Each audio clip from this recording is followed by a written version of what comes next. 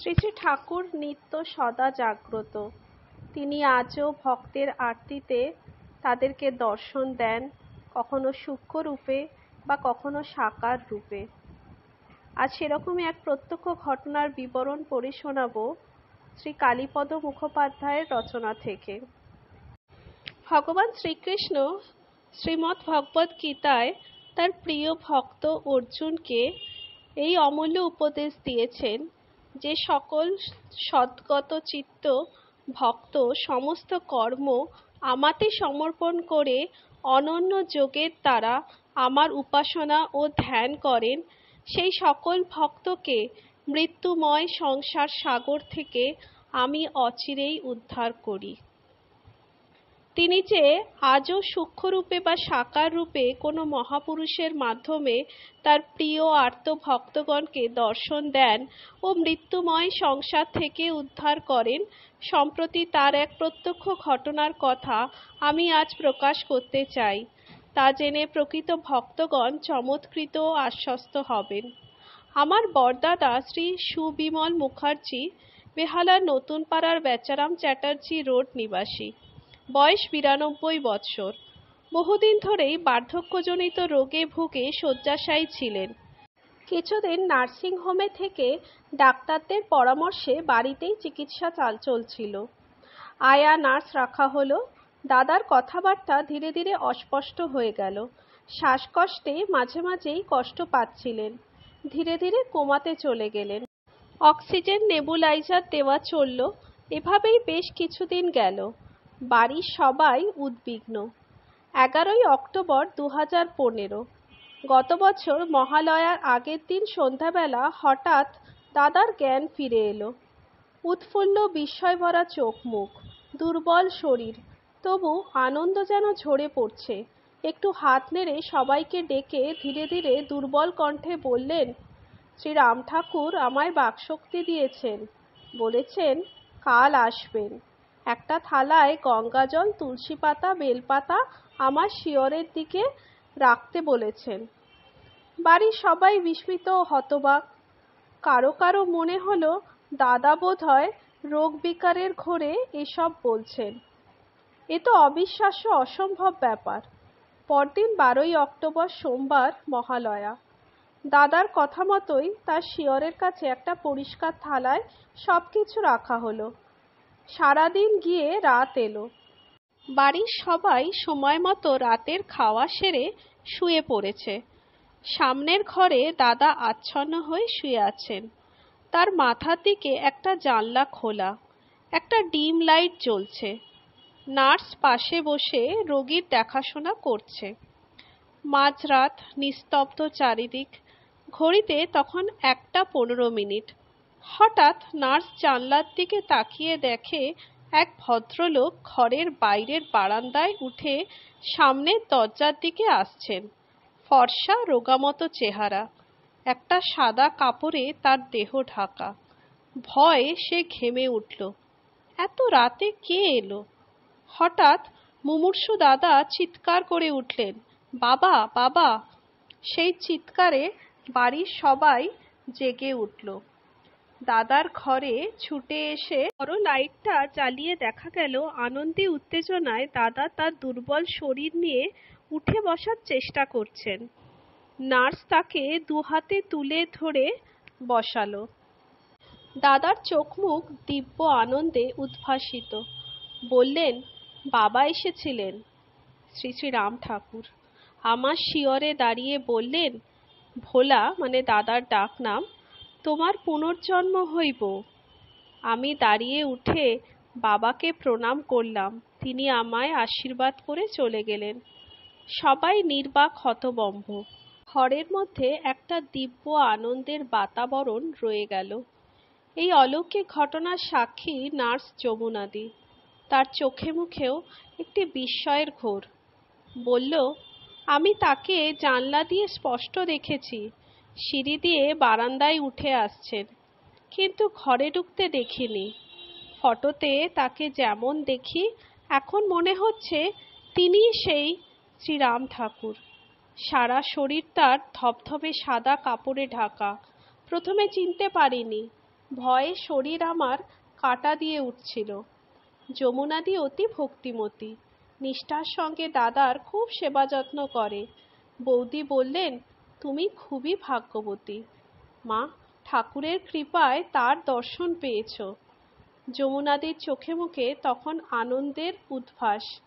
এমন অবিশ্বাস্য ঘটনা কি আজও ঘটতে পারে? আমাদের মনে সংশয়, শ্রীরাম ঠাকুর সত্যি সত্যি কি আসতে পারেন? পীড়িত আর্ত ভক্ত সন্তানের আরতিতে তিনি কি শরীর ধারণ করে স্বর্গধাম থেকে এই মর্তে নেমে আসেন? হ্যাঁ, আসেন।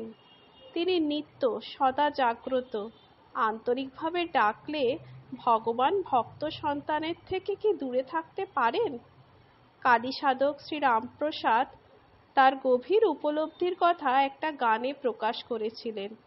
ডাকার মতো ডাকলে পরে শ্যামা মা কি আমায় ছেড়ে থাকতে পারে?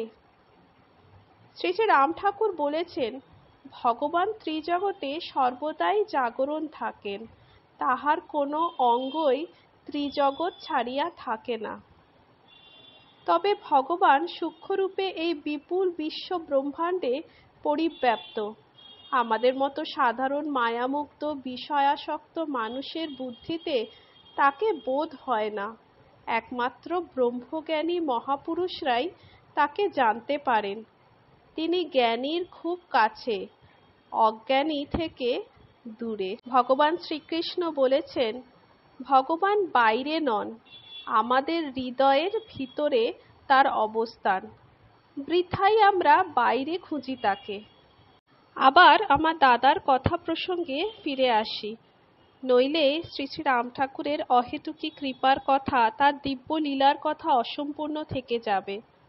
ওই ঘটনার পর দাদা যেন একটু সুস্থ হয়ে উঠলেন। খাওয়া দাওয়া কথাবার্তা কিছুটা স্বাভাবিক হয়ে উঠল। আমরা ভাবলাম ঠাকুরের কৃপায় দাদার বোধহয় পুনর্জীবন লাভ হলো। কিন্তু কয়েকদিন পরেই আবার দাদার শ্বাসকষ্ট বেড়ে গেল। খাওয়া প্রায় বন্ধ, কথাবার্তা অস্পষ্ট হলো। এই যন্ত্রণাকাতর অবস্থায় একদিন দাদা বৌদিকে বললেন, ঠাকুর কি রিটায়ার করেছেন? আমায় কি ভুলে গেলেন? আর যে পারি না ঠাকুর। বৌদি সান্ত্বনা দিয়ে বললেন, না, ভুলবেন কেন, সময় হলেই তিনি আসবেন। অবশেষে এলো সেই অন্তিম সময়। 12ই জানুয়ারি 1863, স্বামী বিবেকানন্দর জন্মদিন। শুভ দিন, ব্রাহ্ম মুহূর্ত, রাত 4:15। আমাদের শ্রদ্ধেয় পিতৃসম দাদা দীর্ঘ রোগ যন্ত্রণা ভোগের পর শেষ নিঃশ্বাস ত্যাগ করে তার পরম প্রিয় ইষ্টদেবের পরম পদে আশ্রিত হয়ে চির শান্তি লাভ করেন। মহাপুরুষদের বাক্য ব্রহ্মবাক্য, কখনো তা মিথ্যা হয় না। এবার নিশ্চয়ই আমাদের দাদা ঠাকুরের কথা মতো এতদিনের রোগগ্রস্ত জরাজীর্ণ পুরাতন শরীর জীর্ণ বস্ত্রের মতো ত্যাগ করে নবীন শরীর ধারণ করে পুনর্জন্ম লাভ করবেন। এই প্রসঙ্গে জানাই, দাদা শিশুকাল থেকেই শ্রী শ্রী ঠাকুরের বিশেষ কৃপা প্রাপ্ত। শ্রী শ্রী ঠাকুরের সঙ্গে আমাদের একটা পারিবারিক সম্পর্ক ছিল। তিনি ছিলেন আমাদের দিদিমার জ্যাঠামশাই। বর্তমান বাংলাদেশের ফরিদপুর জেলার ডিঙামানিক গ্রামে ছিল আমাদের মামার বাড়ি। সেই পবিত্র গ্রাম ঠাকুরেরও জন্মস্থান। দাদার বয়স তখন 1.5 বৎসর। অনেকদিন ধরেই পেটের অসুখে ভুগছিলেন, কিছুতেই ভালো হচ্ছিলেন না। দিদিমা একদিন ঠাকুরের কাছে নিয়ে নাতিকে ভালো করে দেওয়ার জন্য অনুরোধ করলেন। ঠাকুর করুণাময়। মামা বাড়িতে এলেন। দিদিমা নাতিকে ঠাকুরের পায়ের কাছে রাখলেন। ঠাকুরের প্রসন্ন মুখ। দাদার পেটে তার একটা পা রেখে একটু চাপ দিলেন, সঙ্গে সঙ্গে পিচকারির মতো অনেকটা পায়খানা বেরিয়ে এলো। আশ্চর্য! তারপর থেকে দাদা ক্রমশই সুস্থ হয়ে উঠলেন। দাদার যখন 5 বৎসর বয়স, তখন তার নাক দিয়ে রক্ত পড়ত। আবার দিদিমা ঠাকুরের কাছে দাদাকে নিয়ে গিয়ে সে কথা বললেন। দয়াল ঠাকুর দাদাকে দূর্বা ঘাসের রস খাওয়াতে বললেন। তা খাওয়াতে ঠাকুরের কৃপায় দাদার নাক দিয়ে রক্ত পড়া কিছুদিনের মধ্যেই বন্ধ হয়ে গেল।